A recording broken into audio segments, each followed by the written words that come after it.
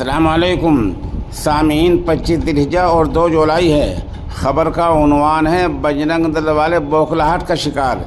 बौखलाहट का ही नतीजा है कि गुजरात के अहमदाबाद में कांग्रेस के दफ्तर पर बजरंग दल के कारकुनों ने हमला बोला है।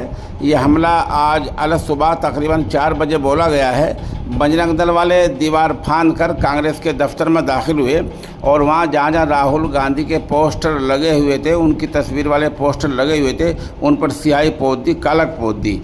ये बजरंग दल वालों ने किया है। मामला अभी तक यहीं तक पहुँचा है। पुलिस ने क्या कार्रवाई की है इसके बारे में अभी तक कोई हमारे पास न्यूज़ मुसद्दक़ा तौर पर नहीं आई है। बताया जा रहा है कि राहुल गांधी ने कल जो पार्लियामेंट में बयान दिया था उसके बाद ये सब कुछ हुआ है।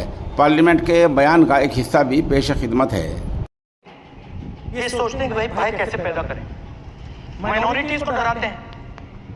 नहीं, कांग्रेस नहीं डरती आपसे, आप कांग्रेस से डरते हो।